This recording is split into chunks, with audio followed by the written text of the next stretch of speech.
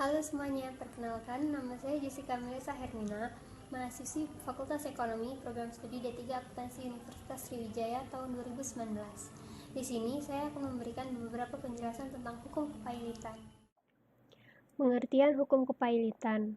Menurut Undang-Undang Nomor 37 Tahun 2004 Pasal 1 Ayat 1, hukum kepailitan dapat diartikan sebagai sita umum atas semua kekayaan debitur pailit yang pengurusan dan pembebasannya dilakukan oleh kurator di bawah pengawasan hakim pengawas sebagaimana diatur dalam undang-undang.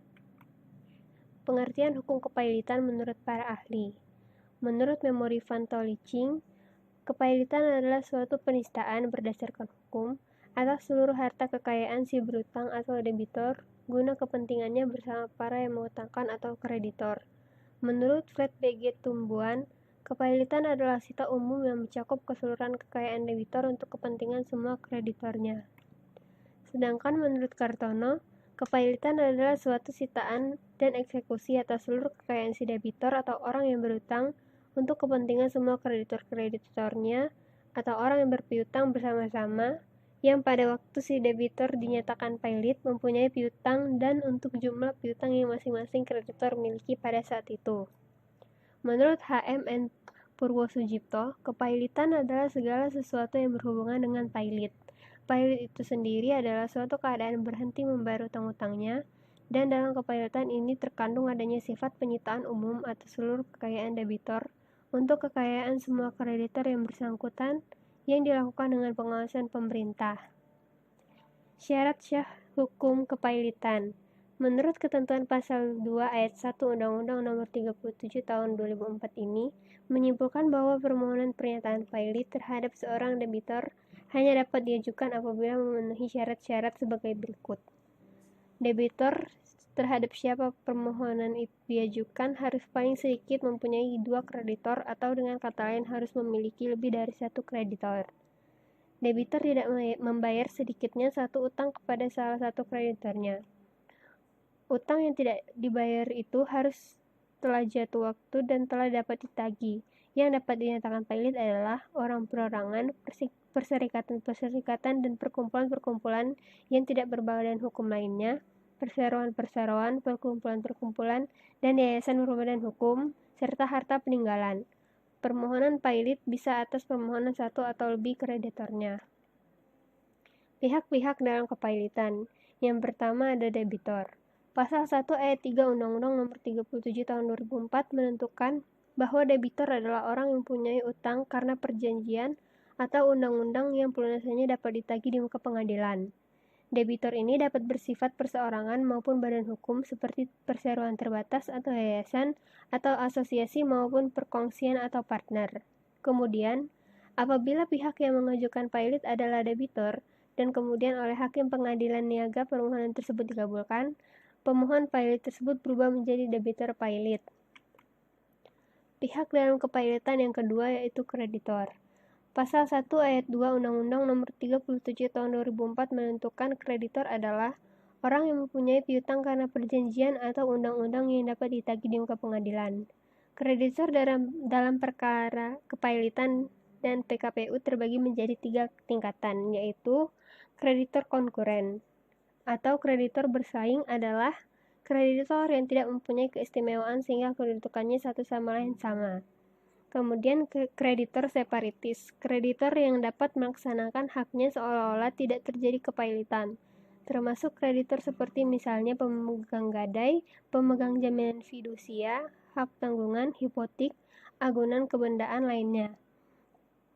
Yang ketiga, kreditor preferen. Kreditor preferen atau kreditor dengan hak istimewa adalah kreditor seperti yang diatur dalam pasal 1139 KUH Perdata dan pasal 1149 KUH Perdata. Ketiga jenis kreditor berdasarkan tingkatannya atau dapat disebut dengan tingkatan para kreditor kepailitan tersebut berbeda dengan jenis-jenis atau macam kreditor dalam inventarisasi kurator terhadap piutang kreditor yang akan dibahas dalam rapat pencocokan utang. Jenis-jenis kreditor dimaksud adalah 1. Kreditor yang diakui yang kemudian akan dimasukkan ke dalam daftar piutang yang diakui. 2. Kreditor yang diakui sementara yang kemudian akan dimasukkan ke dalam daftar piutang yang diakui sementara. dan 3 kreditur yang dibantah yang kemudian akan dimasukkan ke dalam daftar piutang yang dibantah. Pihak dalam kepailitan yang ketiga yaitu kurator. Kurator adalah pihak yang bertugas untuk melakukan pengurusan dan atau pemberesan harta pailit. Menurut pasal 70 ayat 1 Undang-Undang KPKPU, yang dapat menjadi kurator adalah 1. Balai Harta Peninggalan. BHP adalah instansi pemerintah yang berada di bawah Kementerian Hukum dan HAM yang menggunakan pelayanan jasa hukum di bidang kepailitan dan PKPU serta bidang lainnya, sesuai dengan peraturan perundang-undangan. BHP dapat diangkat oleh pengadilan niaga dengan putusan untuk melakukan pelayanan jasa hukum di bidang kepailitan dan PKPU. BHP yang diangkat pengadilan niaga bertindak sebagai kurator dan atau pengurus.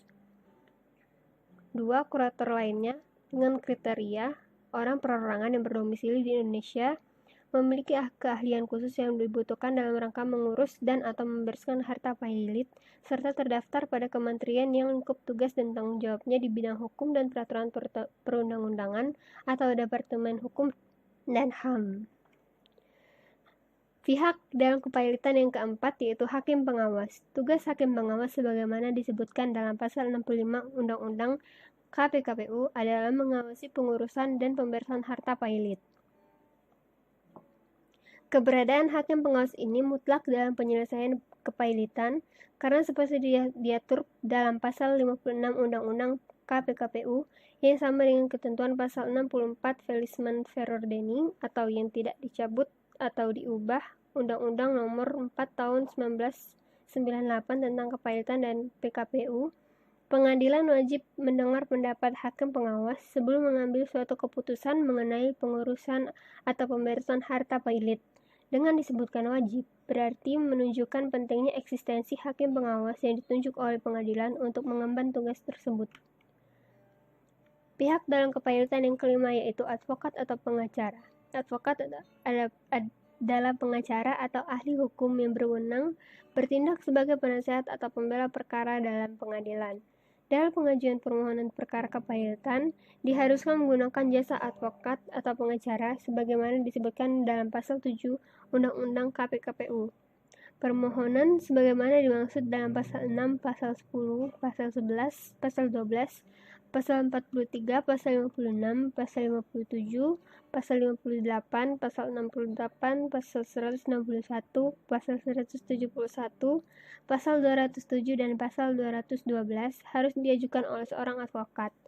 Namun adapun pengecualian dari pemberlakuan pasal 7 yang mengharuskan pengajuan permohonan perkara kepailitan dengan advokat tersebut yaitu ketentuan sebagaimana dimaksud pada ayat 1 tidak berlaku dalam hal permohonan diajukan oleh Kejaksaan, Bank Indonesia, Badan Pengawas Pasar Modal, dan Menteri Keuangan. Persyaratan yang harus dilalui untuk menjadi advokat adalah mengikuti magang selama 2 tahun terus-menerus di kantor advokat.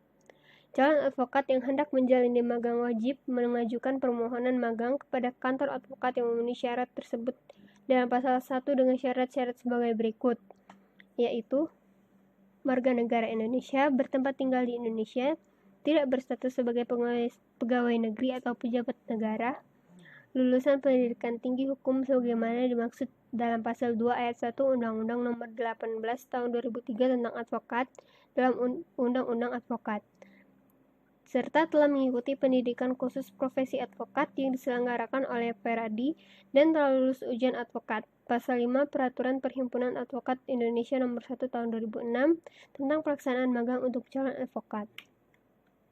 Pihak dalam kepailitan yang keenam adalah panitera. Panitera adalah seorang pejabat yang memimpin kepaniteraan dalam melaksanakan tugasnya.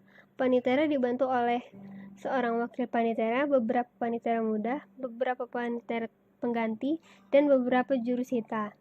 Panitera, wakil panitera, beberapa panitera muda, beberapa panitera pengganti, pengadilan diangkat dan diberhentikan dari jabatannya oleh Mahkamah Agung. Sedangkan menurut Kamus Hukum, panitera mempunyai arti pejabat pengadilan yang bertugas membantu hakim dalam persidangan dan membuat berita acara sidang. Panitera bertugas menyelenggarakan administrasi perkara, membantu hakim pengawas dengan mengikuti dan mencatat jalannya persidangan, membuat daftar perkara-perkara kepailitan yang diterima di kepaniteraan, dan membuat salinan putusan menurut ketentuan undang-undang yang berlaku.